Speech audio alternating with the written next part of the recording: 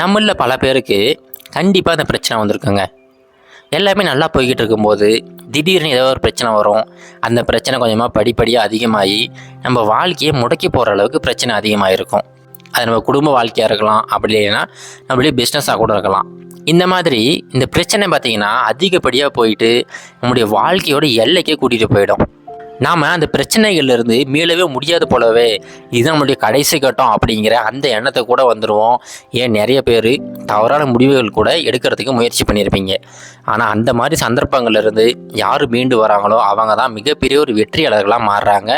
அப்படி வாழ்ந்த ஒரு மனிதரோட கதையை தான் இன்றைக்கி நம்ம பார்க்க போகிறோம். முன்னொரு காலத்தில் ஒரு ஊரில் ஒரு இளைஞர் ஒருத்தர் வாழ்ந்துக்கிட்டு வந்தார். அந்த இளைஞர் ஒரு பிஸ்னஸ் ஒன்று ஆரம்பித்து நல்லபடியாக போய்கிட்டு இருந்துச்சு. படிப்படியாக முன்னுக்கு வந்துக்கிட்டே இருந்தார். எல்லாமே நல்லா தான் போய்கிட்டு இருந்துச்சு. அவர் குடும்ப வாழ்க்கையாகட்டும் இல்லை பிஸ்னஸ் ஆகட்டும் எல்லாமே நல்லா தான் போய்கிட்டு இருந்துச்சு. இப்போ திடீர்னு அவர் பிஸ்னஸில் கொஞ்சம் கொஞ்சமாக லாஸ் ஆக ஆரம்பிச்சிடுச்சு. இதனால் என்னாச்சுன்னா அவருடைய தொழிலிருந்து வர வருமானம் குறைஞ்சிக்கிட்டே போய்கிட்டு இருக்கு. அவருடைய ஊழியர்களுக்கு சரியாக சம்பளம் கூட கொடுக்க முடியல. ஒவ்வொரு மாதமும் தள்ளி போய்கிட்டே இருக்குது. இப்படியே கொஞ்ச நாட்களில் இவர் நிறைய இடங்களில் கடன் வாங்க ஆரம்பிச்சிட்டாரு. கடன் வாங்கி இன்வெஸ்ட்மெண்ட் போட ஆரம்பிச்சிட்டாரு. இன்வெஸ்ட்மெண்ட் போடுறதுலேருந்து சரியான லாபமும் வரலை. ஊழியர்களுக்குமே சரியாக சம்பளம் கொடுக்க முடியலை. இப்போ ஒரு பக்கம் கடன்காரங்க ரொம்ப தொந்தரவு பண்ண ஆரம்பிச்சிட்டாங்க. இன்னொரு பக்கம் பிஸ்னஸ் வந்து கையை விட்டு போய்கிட்டே இருக்குது. இப்படி இருக்கிற சமயத்தில் அவங்க வீட்லேயுமே பிரச்சனை அதிகமாகிடுச்சு. அவங்க ஒய்ஃப் அவங்க குழந்தைய கூட்டிக்கிட்டு அவங்க அம்மா வீட்டுக்கு போயிட்டாங்க. இப்போ என்ன பண்ணுறதுனே தெரியல. இந்த இளைஞர் எல்லாத்தையுமே இழந்துட்ட மாதிரி ரொம்ப ஃபீல் பண்ணி உட்காந்துக்கிட்டு இருக்கிறாரு. அவர் மனசுக்குள்ளார பலவிதமான எண்ணங்கள் தோன்றிக்கிட்டு இருக்கு. நாம் இதுக்கப்புறம் வாழ்ந்து என்ன பண்ண போகிறோம்? பேசாமல் நம்ம வாழ்க்கையை முடிச்சுக்கலாமே. நாம் இறந்துட்டோம்னா நமக்கு வந்து இன்சூரன்ஸ் பணம் இருக்குது. அந்த பணத்தை வச்சு கடனெல்லாம் அடைச்சிடலாம். தன்னுடைய மனைவிக்கும் குழந்தைக்குமாவது எதுக்காவது பயன்படும் அப்படின்னு சொல்லிட்டு பலவிதமான எண்ணங்கள் அவர் மனசில் தோன்றிக்கிட்டே இருக்குது. இந்த மாதிரி எல்லா யோசனைகளையுமே யோசிச்சுக்கிட்டு ஒரு பார்க்கில் உட்காந்துக்கிட்டு இருக்கிறாரு. அப்படி உட்காந்துக்கிட்டு இருக்கும்போது அந்த பெஞ்சிலேயே அவர் பக்கத்துலேயே ஒரு வயதான மனிதர் வந்து உட்கார்றாரு.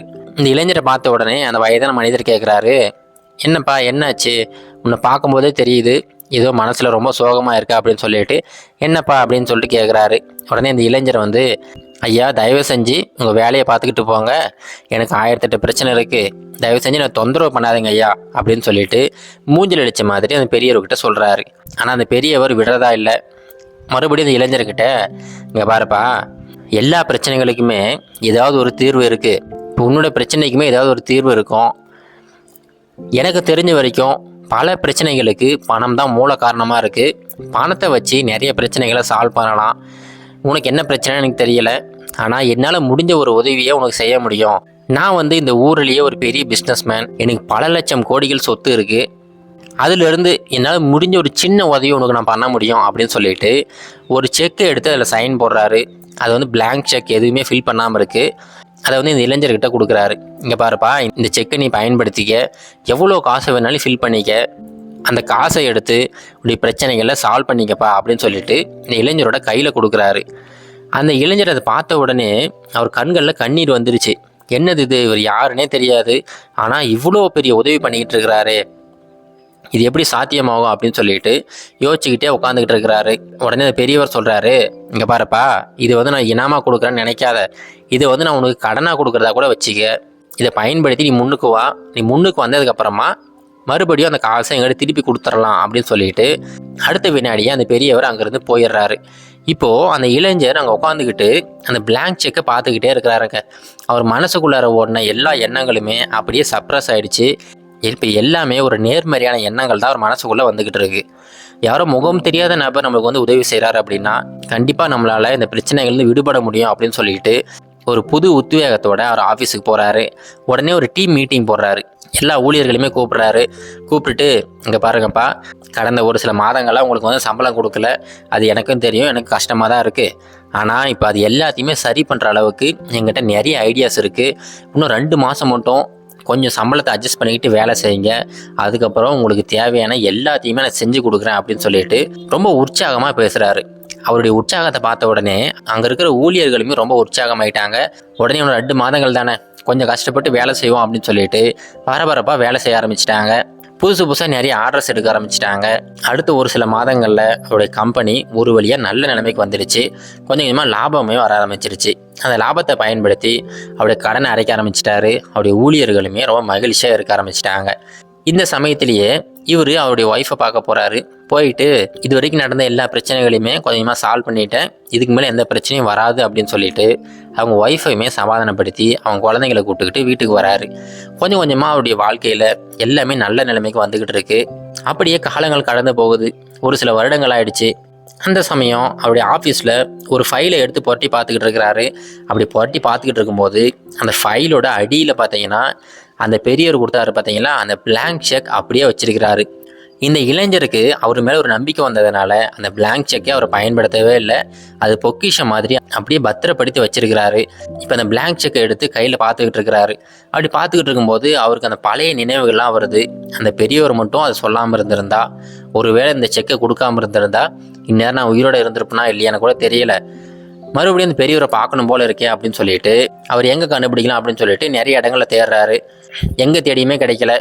மறுபடியும் அவர் முதல்ல உட்காந்துருந்தார் பார்த்தீங்களா, அந்த பார்க்குக்கே போயிட்டு அதே பெஞ்சில் உட்காந்துக்கிட்டு இருக்கிறாரு. அப்படி உட்காந்துக்கிட்டு அந்த பிளாங்க் செக்கை அப்படியே பார்த்துக்கிட்டே இருக்கிறாரு. அந்த சமயம் அந்த பெரியவரோட குரல் கேட்குது. உடனே ரொம்ப ஆசையோடு திரும்பி பார்க்குறாரு. ஆனால் அங்கே அந்த பெரியவர் இல்லை. ஆனால் குரல் மட்டும் கேட்டுக்கிட்டே இருக்கே, எங்கே இருக்காரு அப்படின்னு சொல்லிட்டு உன்னிப்பாக தேடி பார்க்குறாரு. அப்போ தான் தெரியுது, பக்கத்தில் ஒரு பெஞ்சில் அந்த பெரியவர் உட்காந்துக்கிட்டு இருக்கிறாரு. அவர் பக்கத்தில் ஒரு இளைஞருமே உட்காந்துக்கிட்டு இருக்கிறாரு. இந்த பெரியவர் இந்த இளைஞர்கிட்ட என்ன சொல்லி இந்த செக்கை கொடுத்தாரோ அதே வார்த்தைகளை அப்படியே சொல்லி இன்னொரு பிளாங்க் செக்கை எடுத்து பக்கத்தில் இருந்த அந்த இன்னொரு இளைஞர்கிட்ட அந்த பெரியவர் ஒப்படைக்கிறார். உடனே இந்த இளைஞருக்கு என்ன தோணுதுன்னா, என்ன ஆச்சு இவருக்கு, இதே ஒரு வேலையாக வச்சிருக்கிறாரா என்ன, எல்லாருக்குமே பிளாங்க் செக் கொடுத்துக்கிட்டு இருக்கிறாரு அப்படின்னு சொல்லிட்டு யோசிச்சுக்கிட்டு பார்த்துக்கிட்டே இருக்கிறாரு. அந்த சமயம் வேகமாக 2 பேர் ஓடி வராங்க. அவங்க யாருன்னு பார்த்தா மனநல காப்பகத்துலேருந்து வந்திருக்காங்க. அவங்க ஓடி வந்து இந்த பெரியவரை பிடிச்சிக்கிட்டு இழுத்துக்கிட்டு போய்கிட்டு இருக்காங்க. அதை பார்த்த உடனே இந்த இளைஞர் பதறி போயிட்டாரு. யார் நீங்கள், எதுக்காக ஒரு இழுத்துக்கிட்டு போகிறீங்க அப்படின்னு சொல்லிட்டு ஓடி போய் அவங்களை தடுக்கிறாரு. அதுக்கு அவங்க சொல்கிறாங்க, அட நீங்கள் வேறப்பா, இவர் ரொம்ப நாளாக மனநல காப்பகத்தில் தான் இருக்கிறாரு. இவருக்கு கொஞ்சம் மனநிலை சரியில்லாமல் இருக்குது. இவர் எப்பெல்லாம் அங்கே தப்பிச்சு வராரோ அப்போல்லாம் வந்து ஒரு செக் புக்கை கையில் வச்சுக்குவார். பார்க்குறவங்க கிட்ட எல்லாமே பிளாங்க் செக்கை கொடுத்து, நான் வந்து பெரிய பணக்காரன், இந்த செக்கை நீங்கள் வச்சிங்க அப்படிங்கிற மாதிரி பலவிதமான கதைகளை சொல்லிக்கிட்டு இருப்பார். எத்தனை பேர்ட்ட ஒன்று செக்கை கொடுத்தாருன்னு தெரியல அப்படின்னு சொல்லிட்டு அவங்க புலம்பிக்கிட்டு அந்த பெரியவரை இழுத்துக்கிட்டு போகிறாங்க. இப்போ தான் அந்த இளைஞருக்கு புரியுது, இவ்வளோ நாளாக அந்த பிளாங்க் செக் தான் இவரை காப்பாற்றுச்சு அப்படின்னு சொல்லி நினச்சிக்கிட்டு இருந்தார். ஆனால் உண்மை அது கிடையாது. உண்மையிலே இவருடைய உழைப்பு, இவருடைய ஸ்ட்ராட்டஜி தான் இவரை காப்பாற்றிருக்கு. இது போல தாங்க நம்மளுடைய வாழ்க்கையிலுமே நாமுமே இந்த மாதிரி பல நேரங்களில் யோசிச்சிருப்போம். எல்லாமே முடிஞ்சிட்ட மாதிரி ஒரு ஃபீலிங்கில் கூட இருந்திருப்போம். ஆனால் அந்த மாதிரி சமயங்களில் அந்த பெரியவர் மாதிரி யாராவது ஒருத்தர் கண்டிப்பாக உதவிக்கு வருவார். அப்படியே உதவிக்கு வரலைன்னா கூட கண்டிப்பாக உங்களால் முடியாதது யாராலையும் முடியாது அப்படின்னு நம்புங்க. அந்த பிரச்சனையை சால்வ் பண்ணுறதுக்கு என்னென்ன வழிமுறைகள் அப்படின்னு சொல்லிட்டு சரியாக கணிச்சு வேலை செஞ்சிங்கன்னா கண்டிப்பாக எல்லா பிரச்சனைகளையுமே ரொம்ப சுலபமாக தீர்த்துடலாம். இது கரேஜ் டு ஆக்ட் மோட்டிவேஷன் கதைகள்.